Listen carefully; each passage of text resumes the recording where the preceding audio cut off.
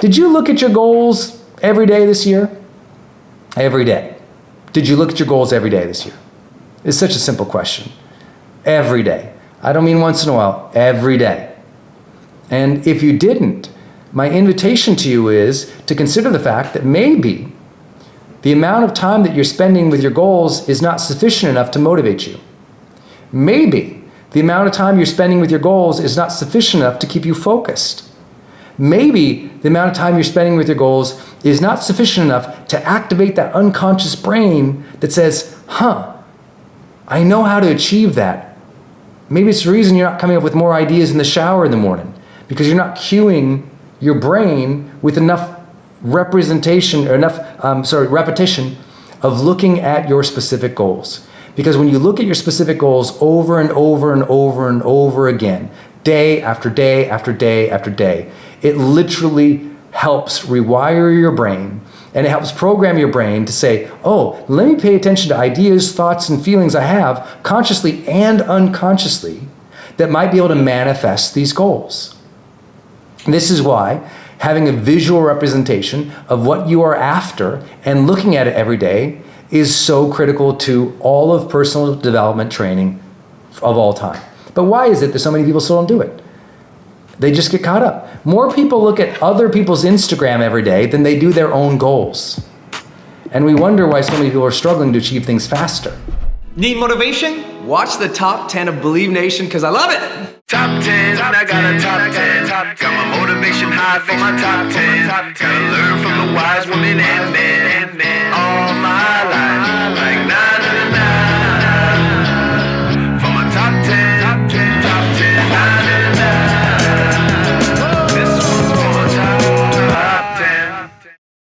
Hey, it's Carmichael, and I make these videos because chances are you are the most ambitious person in your circle, but you know you're capable of more, and you get that push by surrounding yourself with the best. So today, let's learn from one of the best, Brendon Burchard, and my take on his top 10 rules for success. Enjoy. Rule number 2, cultivate. When we lack motivation, it is a slippery slope to suffering. So please recognize that you must cultivate more motivation. What else can you do? Well, I'll tell you, it's like ambition, attention to those ambitions, effort towards those things. I think all of that is really, really, really clear. But I also really believe that a lot of motivation is simply lost because of fatigue. So let's say you're doing all those things, but you're wiped out. You're tired. Like, a lot of motivation really rests on how you feel physically. If you feel lethargic, you feel tired, you have the flu, it's harder to be more motivated. You can still do it by doing what I've talked about. Re-cue yourself, reconnect with those things. But health-wise, it's really critical for you to say, okay, if I want to be motivated long term, I need to feel greater levels of mobility and energy in my body. So if you ever hung out around me, I'm constantly bouncing and moving and breathing. And if you've been with me at HPA, you see some of these practices, this breath work that I do, that I'm activating and opening up my body so that my body says, let's go, versus, right? So my body's not like, oh, I ate this terrible thing. Instead, my body says, I feel refueled. I feel ready to go. Let's go. Rule number 3, focus on passion-drawing activities. Focus on doing activities that draw your passion. Don't focus on the success, the outcome, the final goal, the final destination. A lot of our discouragement comes because we're trying to make that specific thing happen. And we have a way in which we think it has to happen. And let me tell you what, I know a lot of people who, they actually did that. They worked diligently for years and years and years to manifest their dream. And now they've achieved the outward appearance of that success. They've got the bigger house, the bigger cars, they've got the yachts, the boats, the fancy vacations, abundance in every single way, and they're unhappy. Because along the way, they were focusing on those external things versus the activities that bring them joy, passion, and fulfillment. And what happens is, you want to compromise on the activities that are actually part of the dream so that you can have the dream, right? It's that person who works a job that sucks for 20 years to finally get paid something, to finally quit that job, to do the thing they really wanted to do. So for 20 years, they did things that they weren't even passionate about, fooling themselves like, well, I just need to save and save and save and finally one day be able to go do my dream. And it doesn't really make any sense.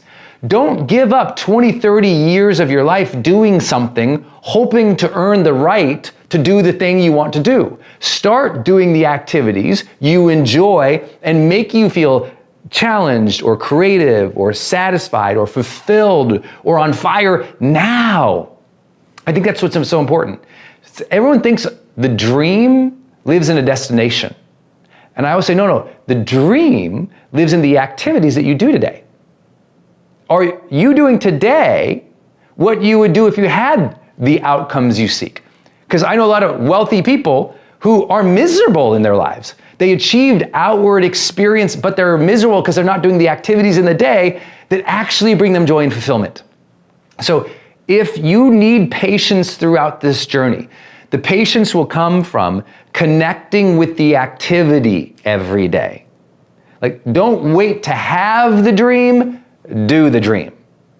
And if every day you touch that experience, you're doing that dream every day, even just a little piece of it, then you don't get so discouraged. You know when you get discouraged? When you're just not doing it. But there's almost no dream that you could have that you can't be doing something and touching that every single day. Some activity every single day that is actually part of the dream.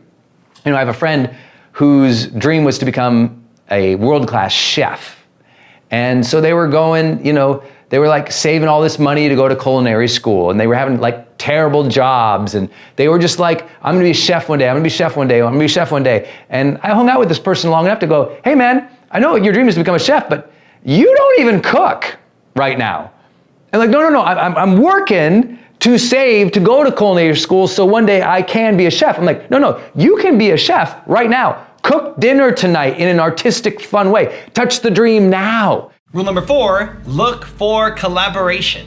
We look for people who have a passion to take initiative, add new value. We look for people who have a spirit of collaboration. You know what the spirit of collaboration always ends up being? It's 2 things. Number 1, spirit of collaboration is enthusiasm.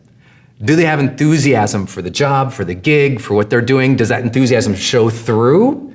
I always hire for enthusiasm. But then 2, collaboration requires openness. It requires openness to new ideas, to new people. And that openness, when people have openness, they have a different way of receiving and giving feedback. They're more in the learning mode. And so we're looking for that. My friend Evan Carmichael's book, listen, humans are built to serve. Some people are built to serve the world.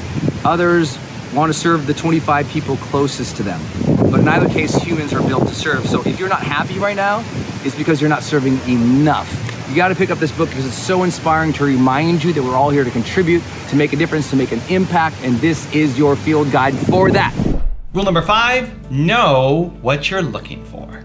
You need a 30, 45-minute interview tops.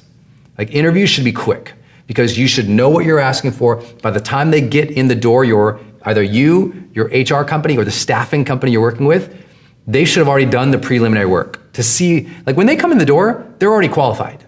At a technical level or an interest level, they should already, or a project management level, or you see their library of work before, it should be obvious that they could do the job or they have interest in the job. So by the time they get in the room, you're not really qualifying their intelligence or their skill sets or their personalities because frankly, you could assess all that before they get in. By looking at their resume, by looking at their library of work in the past, by giving personality assessments in advance if you want to do that kind of thing. Some of our companies, we give personality assessment in advance, some of them aren't, we don't. So it's up to you. So you have to imagine by the time they get in the room, the whole point, by the time they're in the room, is that's a few questions to really gauge them on the things that are most important to you. Rule number 6, prioritize health. So I manage my sleep, my diet, my health in ways that support my mental clarity and energy.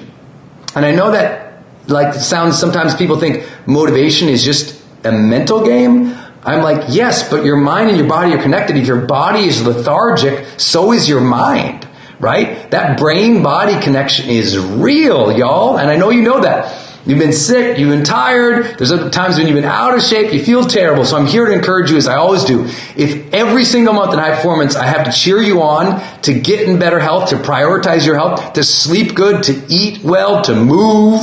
If I have to do that every single month, I will do that. I will be your champion. I will cheer you on. I want you in excellent health this year. So please hear me cheer that on every single month, because I just know I get you in better health.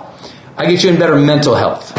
We get you in better mental health. It's easier to sustain that fire and that drive. Rule number 7, master necessary skills. Patience is easier when you are constantly learning mastery.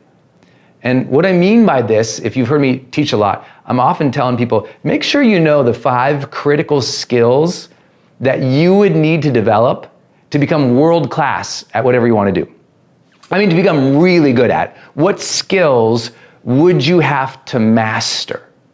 Like for me, I would have to master not just writing, but I would have to master how to promote a book, how to build my brand, how to run a business, how to communicate on video and stages. I had no idea how to do like any of that, and you can tell I still suck at some of that, right? It's like, it's not easy.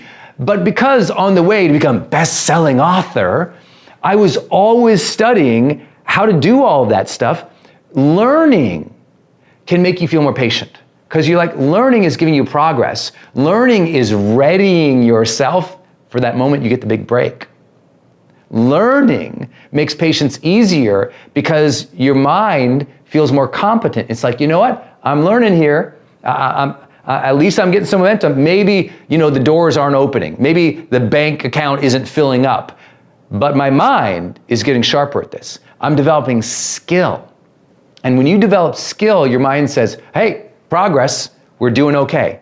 When the mind says, hey, progress, we're doing okay, patience is so much easier. It's when you're sitting there, the people used to say twirling your thumbs, now they just say playing video games. It's like when you're sitting there playing video games all day, detached from the dream, not doing activities of the dream, and you're not learning, you really fall into complete detachment from progress. And now it's not even a matter of patience, you just flat out give up. Because the mind needs a sense of growth. And that growth is either come from learning or doing. Rule number 8, hire for the heart set. Questions like, what attracted you to wanting to work with us? Like what about our company or this role made you passionate about it? Tell me about a time that you set a difficult goal and you hit it. Tell me about a time that you were on a project or had a goal and it totally failed. How did you handle that? That gets to the points I made earlier. Who do you admire the most and why? I love that question because you'll start to see people's heart come out in an interview. Like, who do you admire? Why do you admire them? But also, who do you want to be a hero to, or who do you want to admire you? Which is a really great question because it gets people really thinking about how they live their life and for whom, and it gets to a more personal level, often in interviews. What do you think would make you successful here? And that kind of checks, have they paid attention to the company? Do they know what they're applying to? Do they know what your culture is like? Have they done their homework? Let's see, have you seen our website or what we do in the marketplace? Do you have any advice that we could already be better? Like where could we improve what we do? What do you know about us? What could we do better? Give us some advice to see if they're actually paying attention. What project would you consider your most significant career accomplishment? I just like to say, what's a project you've done that you're really proud of? That was really the most important thing. And you hear and get to see their passion and their enthusiasm and the sense of fulfillment that they might have. We also like to say, why would you like to be part of this team? Like, what is it about this place? These types of questions, they're not the end-all be-all questions. You could go pick up any book on interviewing at your local bookstore and see, and yes, please go to your local bookstore, and see hundreds and hundreds of questions. You have to know what are the questions important to you. And that's it. That's it. And if you ask the right questions and you get the right vibe, then it's like, okay, because by the time they come in the door, they can probably do the job. Now in the interview, it's all about those things of, can you see the passion, feel the heart, feel the fulfillment, see that they're a good person, see that they have enthusiasm about it, see that they're ready and they're hungry to do the work, see that they're confident in it. We've done interviews in the past with some of our companies. The persons we interviewed, they didn't really want to be there, or they didn't seem like they would be good fit for a team. They were more of like the individual contributor, and they were smart, but you couldn't see that they would be like willing to work with people. And you're not trying to hire all the same type of person, or same type of skill set, but you are, as a leader, and you should write this down, you're not trying to hire the same person, not trying to hire the same IQ or personality, but you are trying to hire the same kind of heart. You're trying to hire somebody who has enthusiasm for their day, for their work. The kind of heart that wants to do excellent work. The kind of heart that wants to get to work. The kind of heart that cares about other people. So I was saying, when you're building a culture, you're not building a culture based on skill set, you're building a culture based on heart set. Like, are these people who care enough about each other and have high enthusiasm in their life and for the role? And if you get that right, you're gonna create some kind of magic. And people won't know the magic, they won't know you thought through all of this, but all of a sudden they'll start seeing it, right off the bat. They're like, oh, there's something special going on here. And it's because you hired for the heart set, not just the skill set. Rule number 9, be intentional. Intention, intention, intention. For me, I train myself on the 3 words I want to be, and I'll remind myself those 3 words, remind myself those 3 words, remind myself those 3 words. Because it's easy for me to be reactive and be responsive, and instead I want to be intentional. So I know those 3 words that really defined you. And repeat those. Like, oftentimes if you ever see me around and I'm like this, all I'm doing is I'm kind of rocking, I'm breathing in and out deeply, I'm getting attentive to my body and my posture, and I'm repeating my 3 words just to reconnect. Because I do that every day. In the moment of crisis, because see, moments of crisis, it feels like everything's out of control. But what can I control? Breath, body awareness, what I say to myself. Breath, body awareness, what I say to myself. I do that over and over and over again, and it really helps me lock back in. I hope this supports some of you, because emotionally, learning to be centered emotionally will so support you as you go to change your life. And rule number 10, the last one before some very special bonus clips, is reflect on fun times. What is fun for you? Right? I know that's so basic, but can you really think of, if I asked you right now, and be honest, if I asked you, what are the top, 10 most fun times you've had in your life? Do they come easily to you? See, for most people, it doesn't. They're like, well, there was that time that I went on a roller coaster and I jumped out of a plane, or, that time I was at a wedding and I danced like a chicken. Like, they really struggle. And partially what happens for people is they just go through life kind of bumbling and crashing around, and they never have any real reflection on what brought them joy, happiness, engagement, enthusiasm, fun. So what I do is, when I have a fun moment, at that end of the night, I'm a big journaler, as many of you know. I'm always encouraging you, at the end of your day, journal about things that you're grateful for, things that you desire, cool things or inspiring things you saw people say or do. Just journal about your life, about philosophy, whatever it is, but I like to write at night. And I always try to write also a component of, what was fun today? I reflect on what was fun. So for me, I've got so many access points, so many references of what was fun in my life. It's just immediate that I know the things that bring me great joy because I've thought about them. So do you have your fun list? Things that bring you great joy and great fun in your life. And you know what those should be? Your to-do list. Because here's what people do. Their to-do lists every day are tasks, not life. And that's why they're miserable. They've gotten lost into the minutia of what must happen versus who they could be that day. And that's where their life starts to derail, and they lose that charge. It's so magical in life. So what's your fun list? What are those things that you could do that would bring great joy and fun into your life? And do them more often, and automatically you're having more fun. Now I've got some special bonus clips that I think you're gonna enjoy. But before that, it's time for the question of the day. I wanna know, what was your single biggest takeaway from this video and your plan of action for the next week?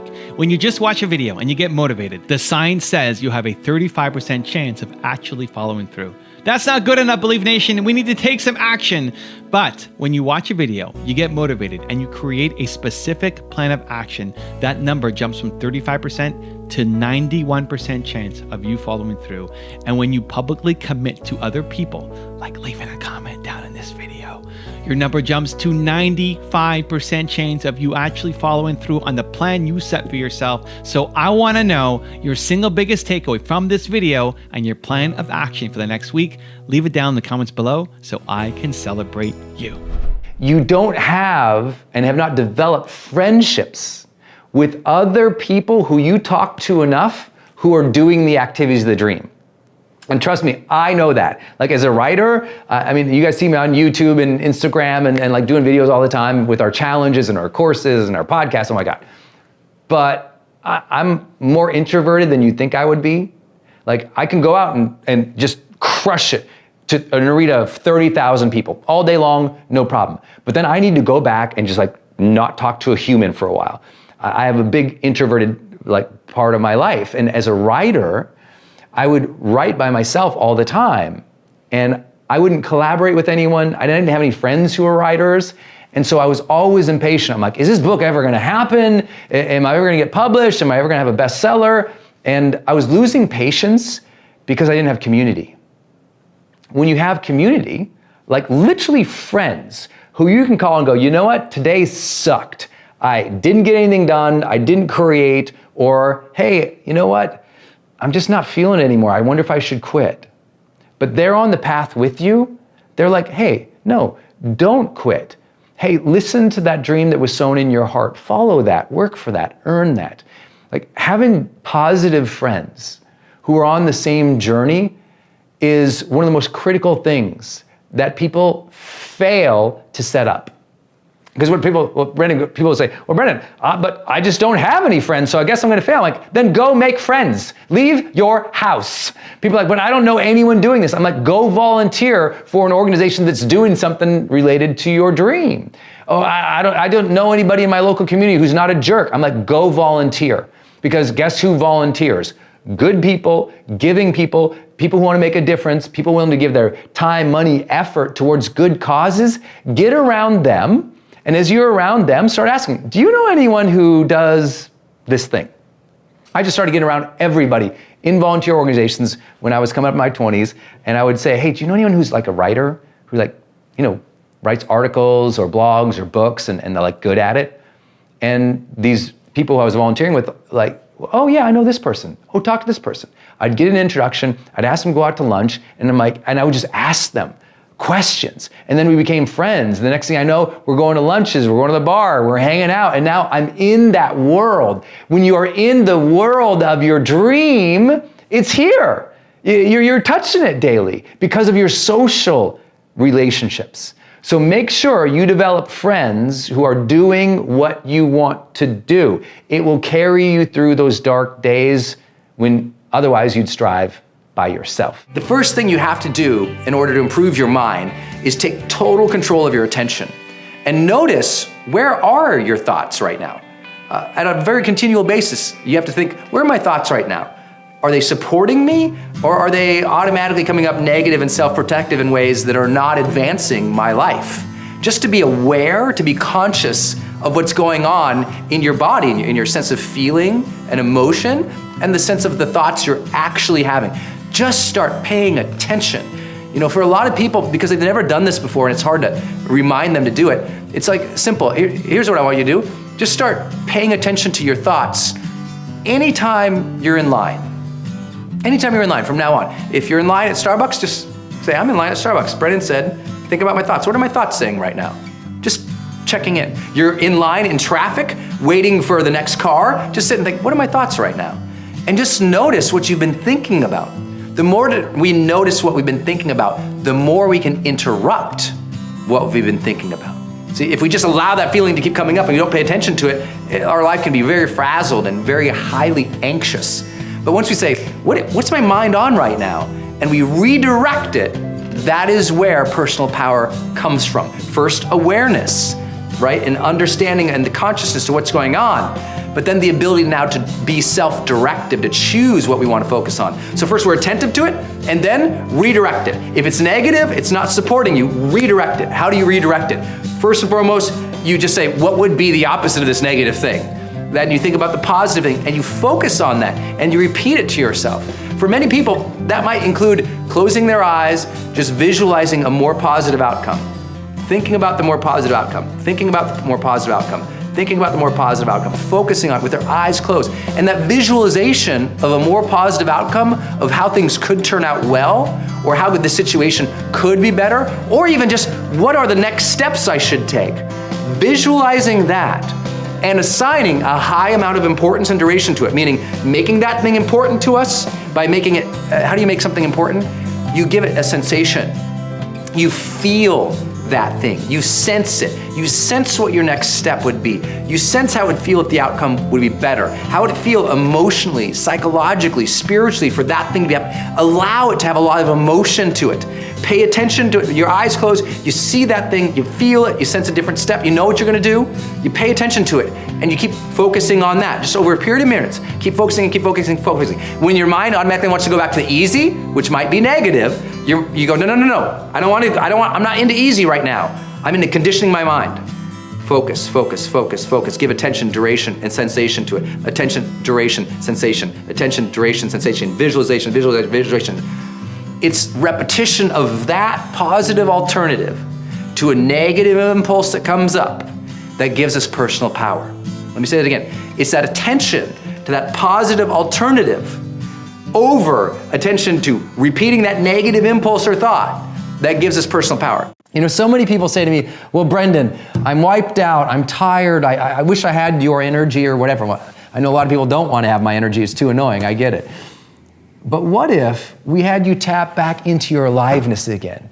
You know, what if you just chose, not for any reason, not for what emotions come up in your human body, because emotions just come up, right? Your nervous system sometimes, you don't even know why you feel what you feel. Like something can trigger you, a sound, a movement, something someone says, or just your physical body of what you ate a couple hours ago, or how much you slept 3 days ago can catch up to you, and your body and your emotions can kind of go, but we have the saying, the power plant doesn't have energy.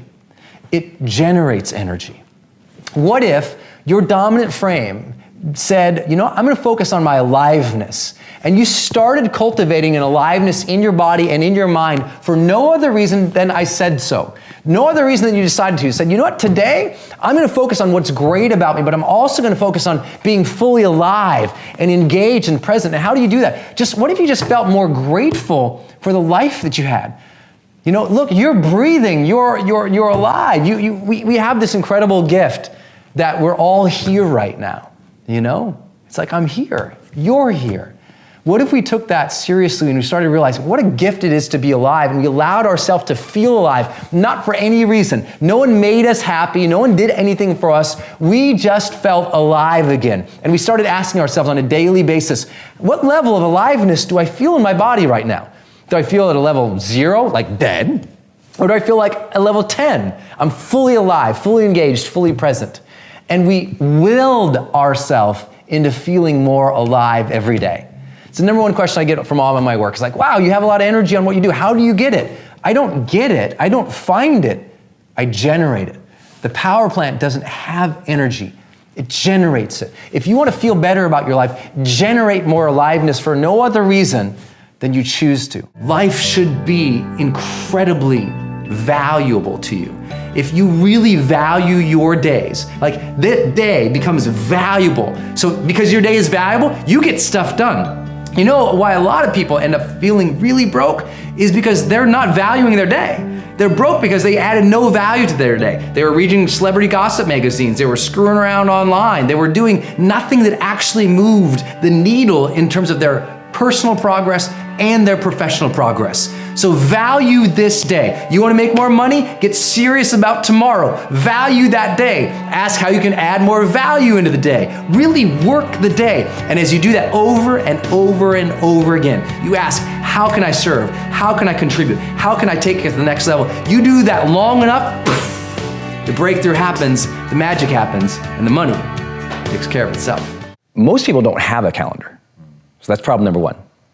They're not strategically blocking time, moving towards the major things they want in their life. They won't say they're going through the motions, but the calendar reveals it. Like if I parachute in their life and I open up their calendar and there's nothing there, they can't possibly say they're living with purpose or intention. And that sounds so flippant to say, but I can't believe how many people, they're not planning their skill set development. They're not planning specific goal attainment on certain dates. So just like their calendar's completely empty and they're hoping it's gonna happen. And it's like, if you look at mine, it's like military-esque like planning. Big biases I had that were wrong. And you're not gonna like this one, and no one's going to like it. But creativity is not strongly correlated with high performance. I would have, 3 years ago, I would argue. I mean, I would have been passionately argued against, because I'm a creative. Yeah. This is my life. I write, I train, I speak. That's what I would have argued forever. I've designed all the covers of my books. Yeah. I mean, I dork out about design. I design all my web pages. I believe that creativity must give the edge, and it does give an edge in some certain circumstances, for sure. But I interviewed a Fortune 50 CTO, Chief Technology Officer. Unbelievably high-performing people. Their stock's off the roof. But what he said, he goes, Brendon, I'm not a creative person.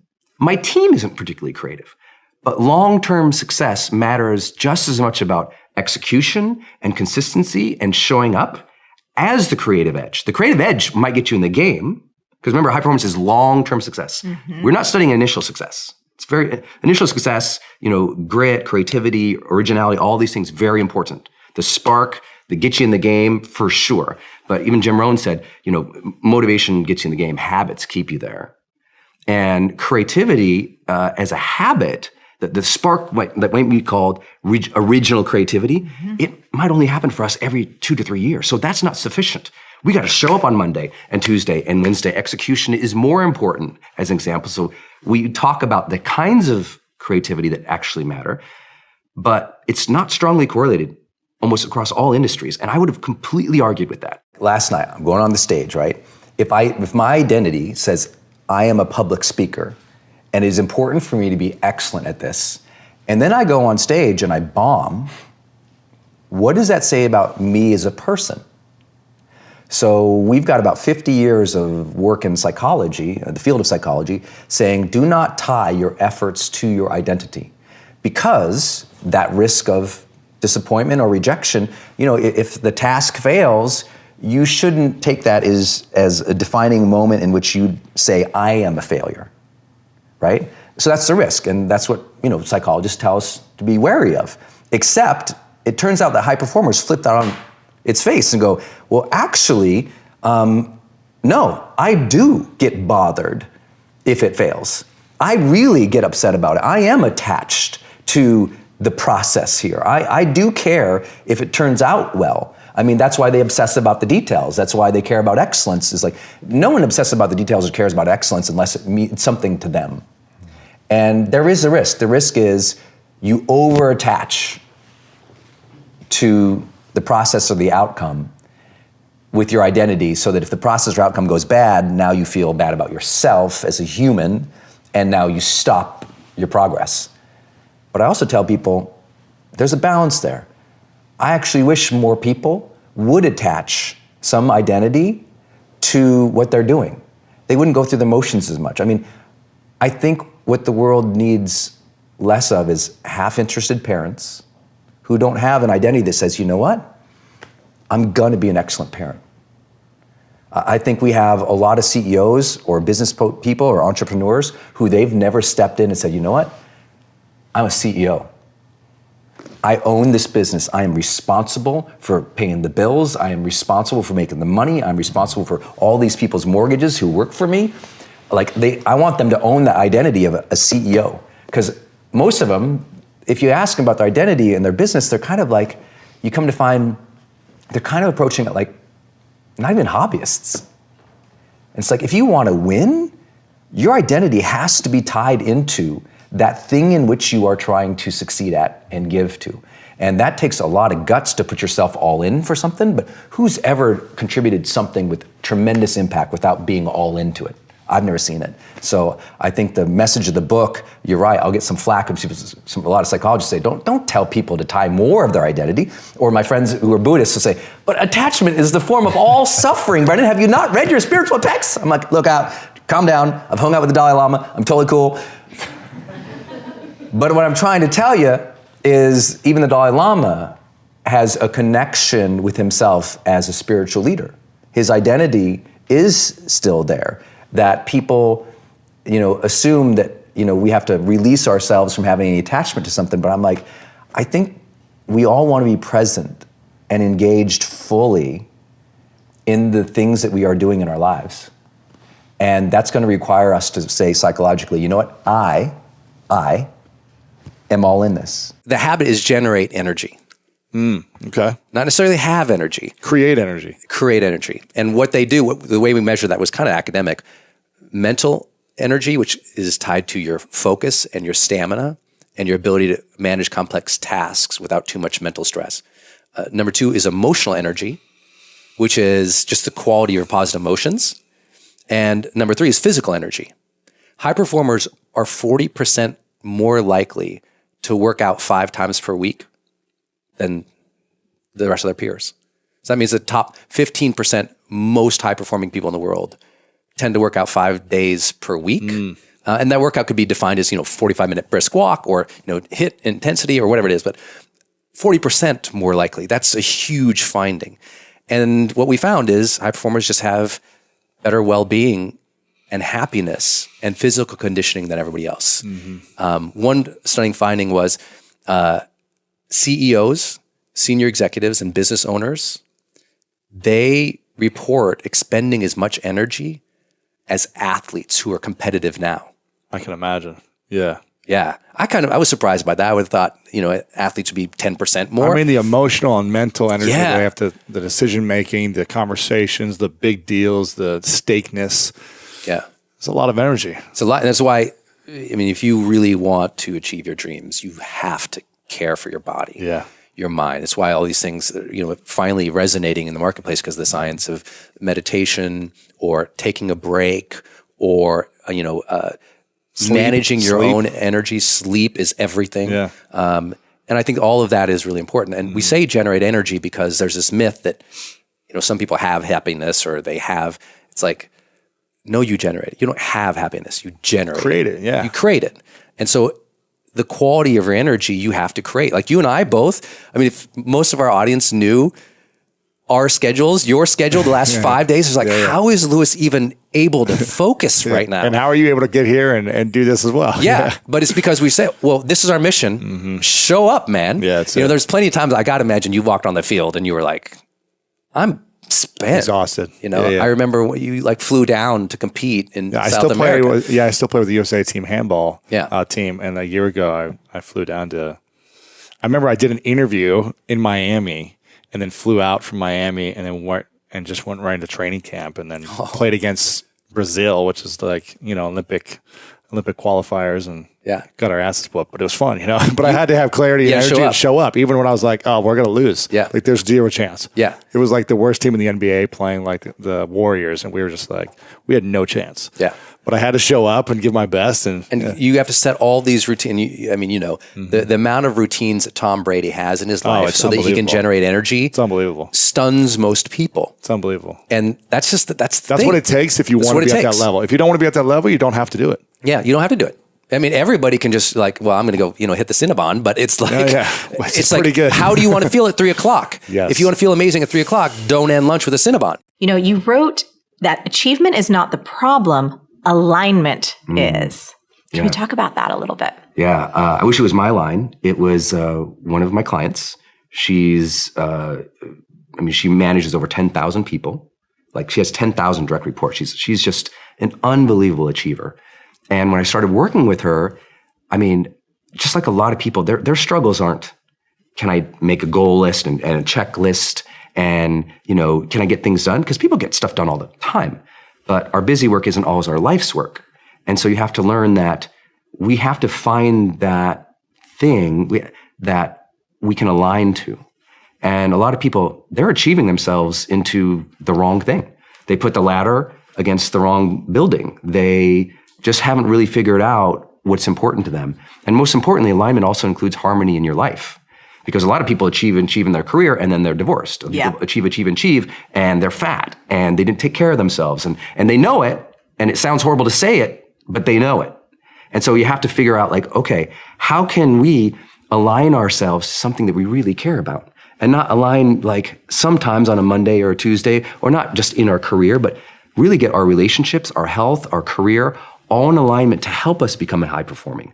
Because high performing isn't just achievement for achievement's sake. I also every morning lay in bed and I visualize what I want.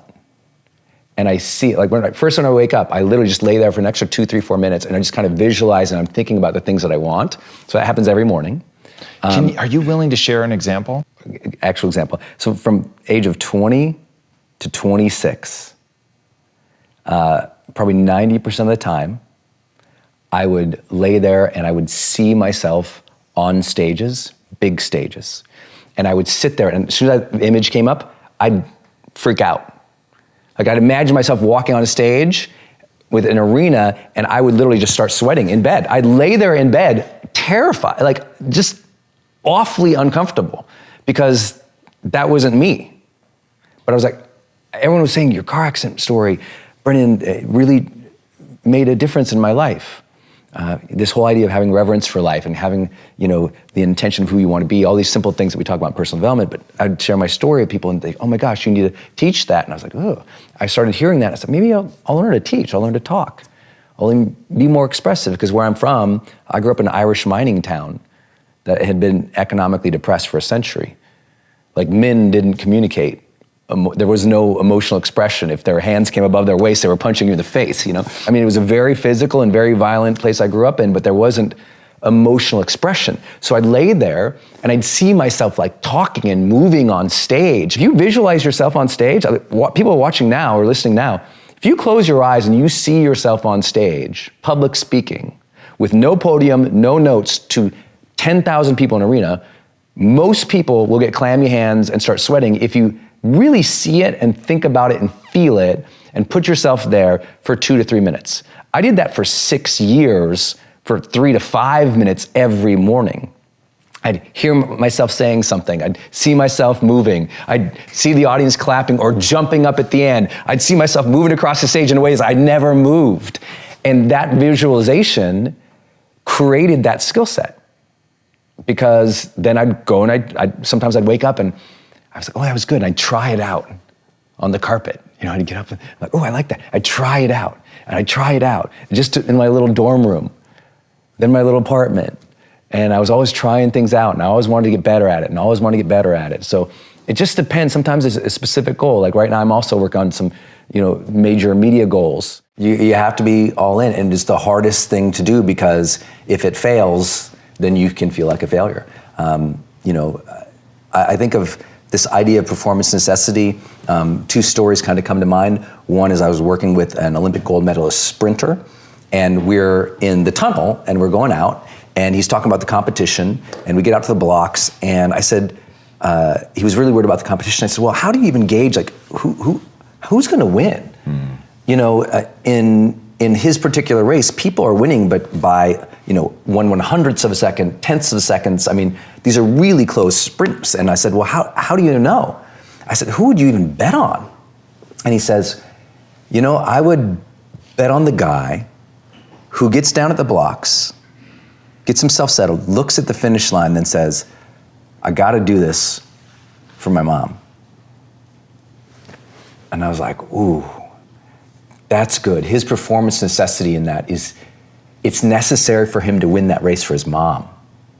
I think of, when I started my career and I really decided to go all in with writing and online training. This is like 2006.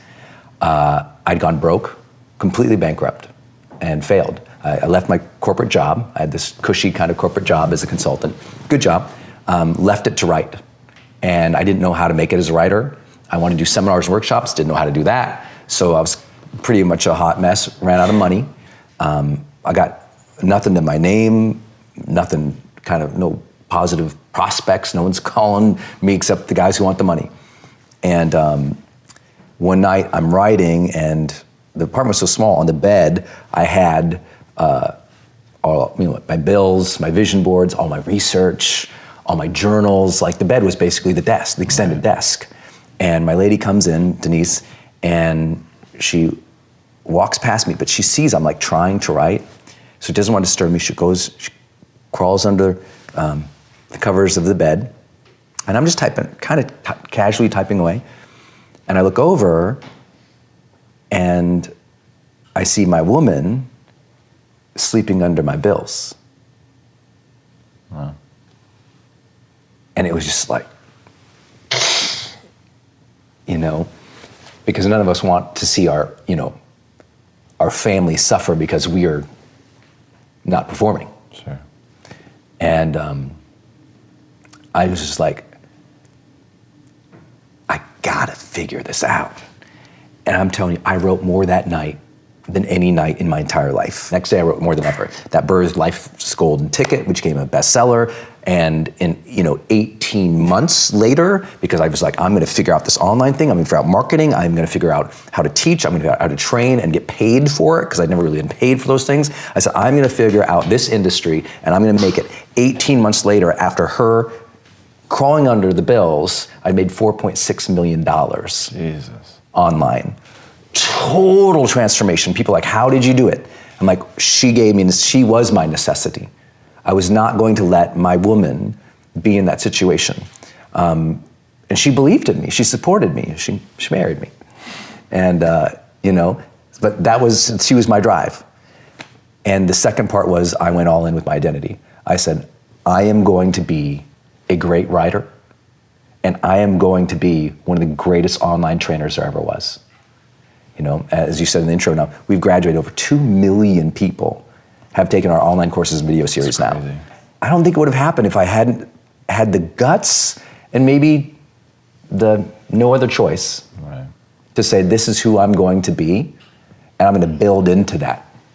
And it is necessary for me to become that person, so let's go. One of the major keys we found, the first high-performing habit, is seek clarity. And what we found is one of the practices that high performers do is they define the feeling they're after. And so when we had to explain that and later talk about it in the energy chapter, we had to differentiate between feelings and emotions, and they are different. Emotions tend to be, they're the same. Yeah. Like they're physical, they're almost always automatic, even though in the brain is creating associations, there's lots to happen. For us, they just kind of, emotion comes up. yeah, you're watching a movie and you're just sad and you're like, oh my gosh, I'm crying. You didn't even have the tissues ready. You're just like, but the feelings are usually interpretations that we make of what that emotion was and how it sticks and the meaning we give it to it. Yeah. And the example I used to, I like to give, and I don't remember if it's in the book or not, honestly, because here's what's happened. This book is 400 pages. It was 1,481 when I finished. Baby, you edited. And it was 1,481 good, complete. Yes. Like it was like awesome. Yes. But I was like, that's gonna freak people out. So we're publishing a bunch in academic journals later and then stripped it down to 400 pages so it's more readable and fun and orientable. So I can't remember if this one actually made it in there, but the example I like to give is if you and I go to a haunted house. Yeah. Which I love. I love them. And they scare me the crap. But if you and I walk around, you walk around one of the walls in a haunted house, someone jumps out at you. Yeah. You and I are both gonna jump. Yes. We are emotionally going to experience fright immediately. It's gonna be there, right? But I might be freaked out for the next 5 minutes and you might be laughing. Why? It's the meaning and the feeling that we've defined it as. That's fine for everybody. Here's the issue that people have, and you have to be careful about when we start talking about energy, because emotional energy is real. Yes. And that is, look, if at 6, like we go to the haunted house at 5 p.m. in the afternoon. If at 9 p.m. now you're in your house, you're alone, but you're completely safe, and you still feel scared, that's not the haunted house's problem. That is the way that you are defining and working through your own emotions. You had the emotion of terror and fear, and you're still experiencing that feeling. That's a mental job, not an emotional job. So your job is to go, wow, I'm at my house. I've lived here for 10 years. I've never been threatened in this house. This is a safe place. I got to redefine the feeling I want to experience. And I work with an Olympic sprinter, gold medalist, Olympic sprinter, as a client. And this person's huge breakthrough in getting better and going from literally won Olympics before, not medaling at all, to now gold. I said, what was the thing? Yeah. And one of the things they said to me was, I learned to define the feeling. And I said, what do you mean by that? And he basically said, if there's a bunch of us at the starting blocks and we're all in perfect poise and perfect condition, the one to bet on is the one that says, this is the way I want to feel in this race right now. I know my emotions are going crazy. Like my heart's beating. I can hear everybody. I'm waiting for that shot blast. I can see my goal. I know how important this is. And all these, their emotions are there. Yeah. But that person's defining the feeling. I'm going to feel centered now. I'm going to get myself in the zone now. Even though the emotion of anxiety is there for all Olympic level competitors, all of them. But they define that emotion as a feeling that helps give them a performance edge. And I think that's important too. Bruce Springsteen says if he's ever backstage and doesn't feel like nerves, he's going to hang it up. Yeah. But that's anxiety. He's just defining it differently. So what's the first social habit? Increase productivity. It's kind of like no duh. High performers are productive dudes. But what the uniqueness is, they're not just pushing more paper or checking more boxes, because I both know a lot of people who their busy work isn't their life's work, so they don't feel fulfilled from their productivity. High performers are fulfilled from what they're accomplishing, which is a big measure. And here's what they did: they identified their primary field of interest, which is a big deal. Then they identified what we call PQO, prolific quality output, which is what's the outputs that matter and get recognized and rewarded the most in this primary field of interest. And then they went all in at it. They became almost singular focuses. Like, when Jobs came back to Apple and got rid of all the product lines and said, these are what we're doing, that was prolific quality output. We're going to be prolific quality output on these things, not those. So it's important. Like for me, I thought there was this period of my life where I thought my primary field of interest was personal development. And that's what most of the world knows me for. I've never posted any marketing on my Facebook page in terms of like marketing advice. I teach that. That's way down in my funnel. My YouTube, my podcast, Facebook are all just personal development. So I really identified with that.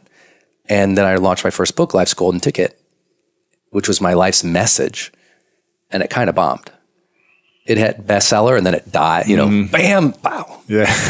And it really bummed me out. And I realized why. I said, you know what? I've been thinking my primary field of interest is personal development.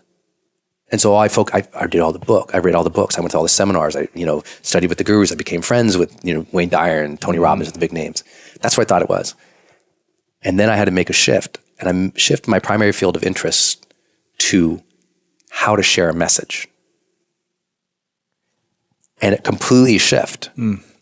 When I started learning, I was like, you know what my primary field of interest needs to be is how to share a message, because I already got the message. Right. And then I said, well, what's prolific in this area? Well, what's prolific is what's recognized in this particular area right at that time, which is 2006 and 2007. Online video was just coming in. I mean, YouTube and Facebook were young. YouTube was like 2004, I think. Yeah. Or 2005 or something like young. that. Yeah. But what's mattering now is video. And I went all in. I've created 13 online courses because in my primary field of interest, sharing that personal development message was everything. So I learned how to share everything. And I went from, kind of a busted first book to in 18 months, 4.6 million in revenue. Wow. Because I learned how to sell. And I learned that sharing and selling a message was just as important, because if you don't make the money, you can't sustain the message. I had the message, but I wasn't making any money. I was the poor broke writer dude. And I was So I shifted my primary field of interest and I got to understand marketing. I got to understand business and what's going to be prolific in what I'm doing now. And that's creating products to sell. Oh, I got to create more products, higher quality products. I showed you like my brochures and beautiful stuff. just like super branding. You know, all my books, I did all the covers of all my books, and I obsessed about, I was like the look and the feel and the stuff I didn't care about before. And that changed everything. So what I tell people is, if you want to increase, don't just get more stuff done, get more of the right stuff done and really go in on it. I mean, super obsessed about the quality and really focus. You know, it's that old saying, the main thing is to keep the main thing the main thing. Exactly. Yeah. Oh, you very careful what your main thing is. The big, huge finding that really scratches the surface of a lot of like cultural assumptions, especially in high performance, is this big cultural conversation we have about strengths. And, you know, find your strengths, follow your strengths. The strengths are everything. And, take the strengths finder, figure out your top 5 strengths, follow those, don't do anything else. Or, at least know what they are and really aim your career to that, or aim your behavior towards that, or, use that as a guide for recognizing pattern. And by the way, I'm all for that. That's all great. I'm that guy who says, any self-reflection you do, I'm cheering you on. Like any assessment, any tool that makes you look at within inside, I'm like all for it. It's just that strengths are not highly correlated with long-term success, right? There's not a lot of data and there is not a lot of research that has shown it leads to long-term success with the positive outcomes associated with what we care about in psychology, which is we care about happiness, we care about health, and we care about your positive relationships. And this myth that, we'll just follow our strengths to the promised land is just not true when you actually talk with high performers. Because one of my favorite questions, and if anyone's down this, just go up to anyone who's good and say, were you always good at that? And they'll be like, no. They'll be like, not at all. Like, well, did you always have an inclination to do every element of where you're doing really well? No. Like me, man, I sucked on stage. This year I've talked to 60,000 people live. This is really important because this idea that our strengths are going to give us everything, it's just not true. I sucked speaking on stage. Matter of fact, I was terrified of it. Terrified. But one reason I love your show is because I had that intention of, I want to make an impact. And when someone actually asks and kind of owns that, like when they say, do I want to make an impact? And the answer is yes, and they own it. They realize they're going to have to develop. They can no longer leave their growth to randomness, because if they do, they'll always be mediocre. And they realize, I got to become something entirely above both of those. That's what most people don't see. They're like, we made this binary false conversation, right? It's not a true sort of choice here. It's a false dichotomy, we call it, right? It's not strengths or weaknesses. Many of you, if you have a big dream, a huge goal, you got to become something entirely above and beyond any strengths you even know about, feel, or own, and go way beyond any weaknesses you've ever even addressed or even know about, because you're going to discover so many new strengths and so many new weaknesses on the path that it's almost irrelevant what they are now. It's what's the goal and build into that. I didn't know how to write. I get a lot of critics who are like literary guys about my books because every book is different, right? 6 books, all of them different. And the reason they all read differently is I am challenging myself as a writer to develop, to get better. Every book I write, I'm going to write this like nothing I've ever written before. And I go to work at building a new skill set to be able to write. Like Manifesto, I researched for 2.5 years just how to write it. Wow. Not what to write, how. How do I get that pentameter? What was the rhythm in which revolutionist rhetoric was spoken in or written in? Just to understand that took me 2.5 years. So I had no conceptual understanding of it. It wasn't a strength. It wasn't on my radar. Make small changes and see themselves making those changes. And then integrate that into their identity. Integration, if you heard me talk about it, it's a big topic in high performance. It's one of the reasons successful people often don't feel like successful people, or successful people don't feel confident because they've never integrated the wins, the W-I-N-S, wins. They've had a lot of wins in their life, but they never stopped and said, wow, I really appreciate that I got a little better today. I really appreciate that. Putting myself out there. I'm proud of myself for trying here. You know what? I am a little stronger because I did that thing. To acknowledge that you've gained some strength is everything to confidence, isn't it? Write it down. To acknowledge that you gained some strength.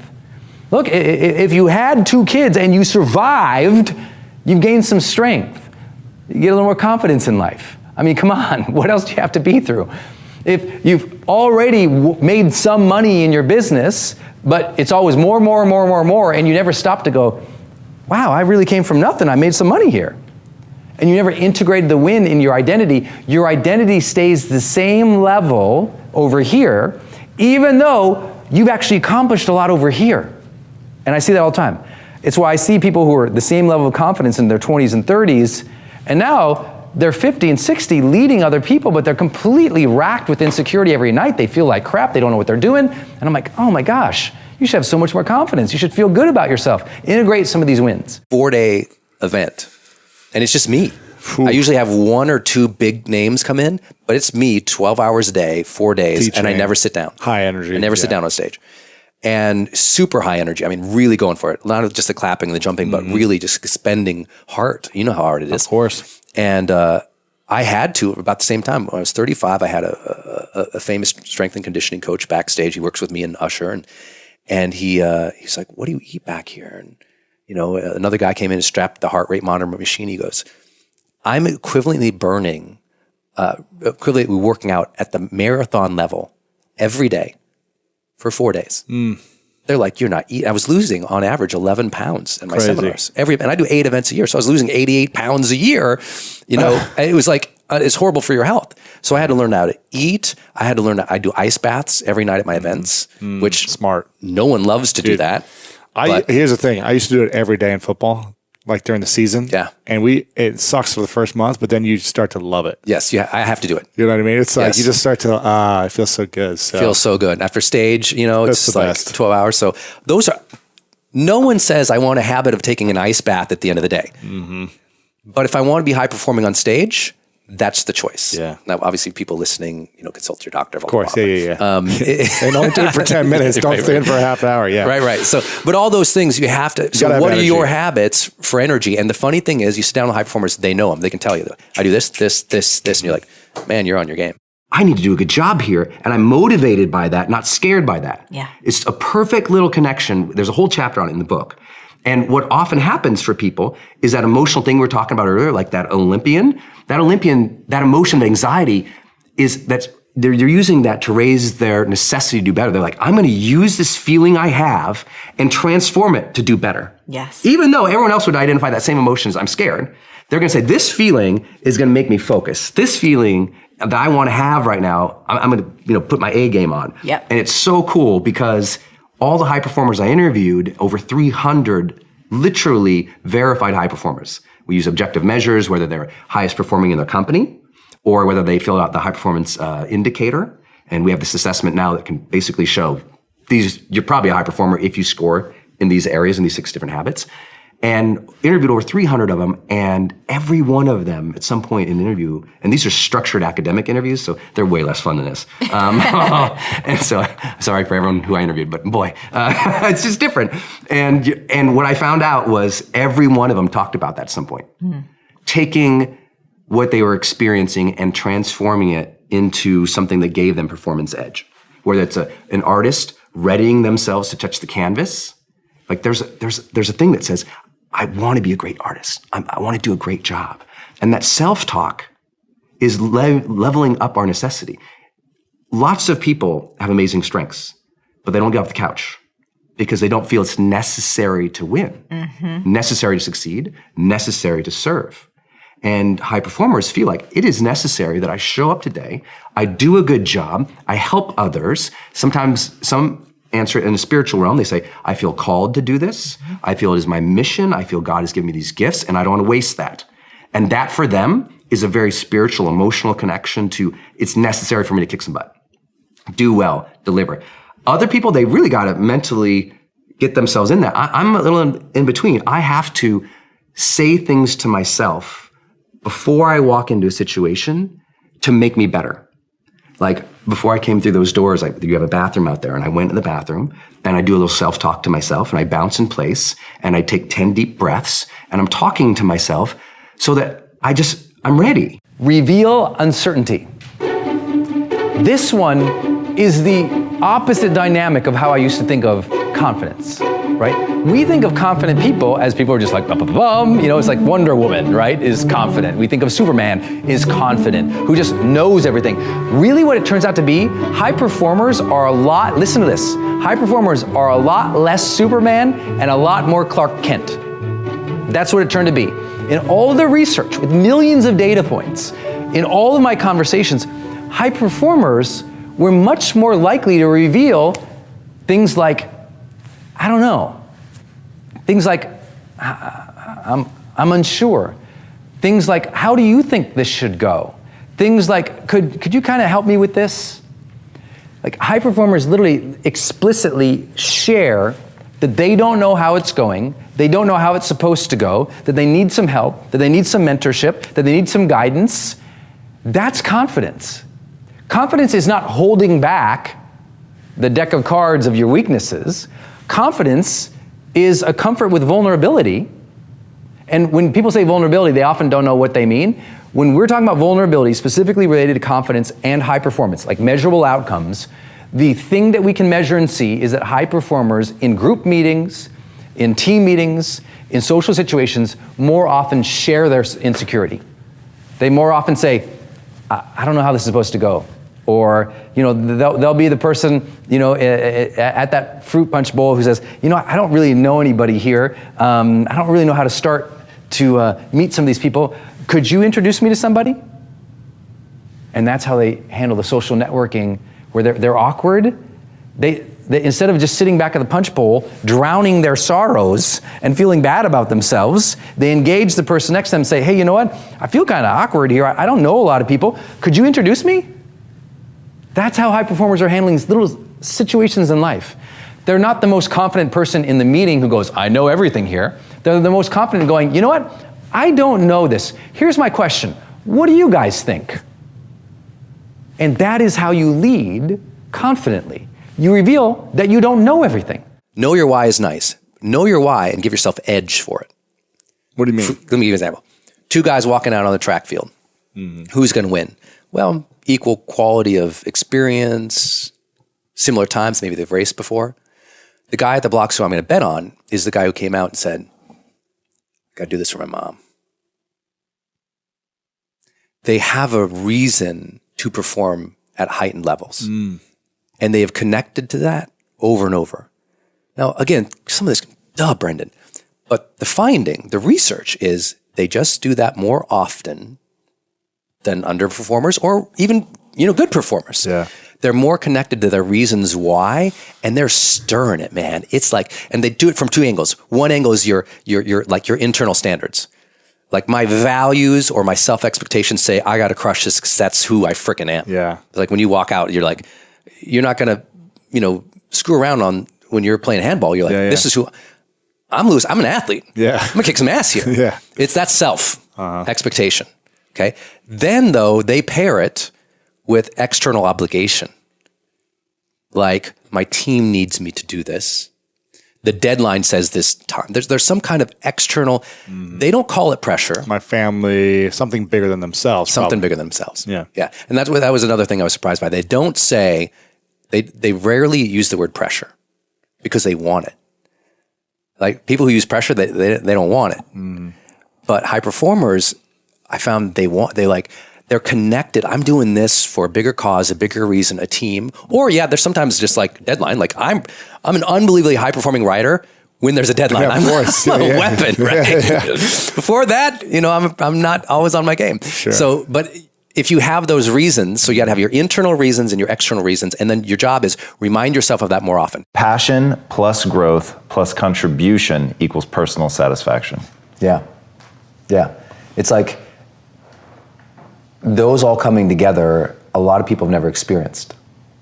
And it's hard for you and I to say that as personal development guys, but it's true. There's a lot of people who have never had those three completely line up, so they're not satisfied even with their job or their career or their life, because the passion isn't there. Even if the passion's there, they don't feel like they're growing. But everybody who I talk to, do you remember that first personal development book you read? Do you remember that first time you wrote tons of notes about what you wanted your life to be about? Do you remember that first time you watched a movie that inspired you to go change? There was fire there. because that learning, it opened up your mind to a new level of existence for you.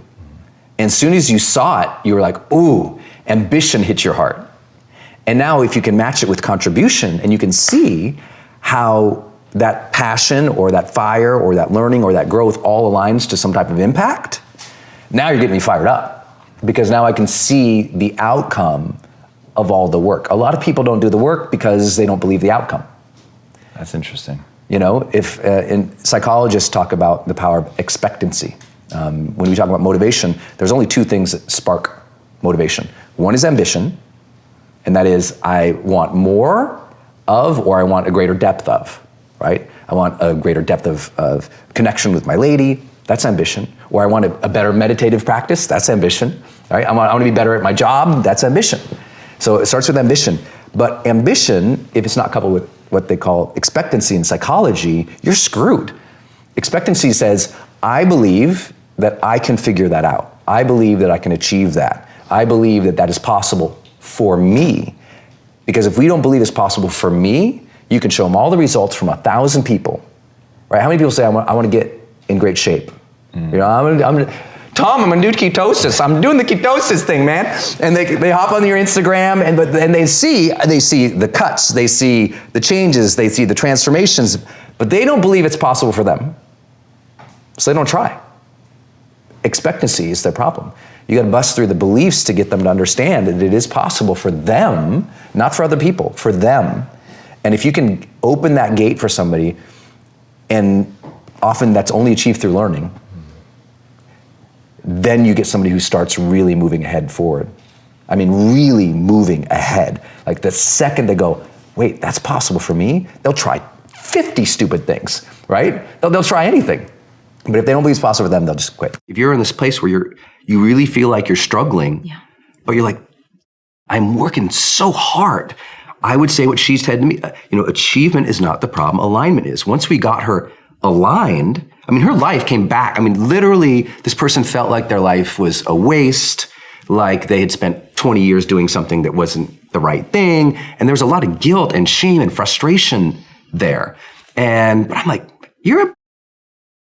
but she didn't feel right because she wasn't in alignment. As soon as we got her in alignment, I mean, literally weeks, she changed. I mean, you would have thought she had, some renaissance of the mind, and it wasn't that many things. Just sometimes you're actually not off by 50 feet like you think you are. You're off by like 4 or 5 degrees. And if we can align your relationships, your career, and your health back into the right angle for you, you come back alive.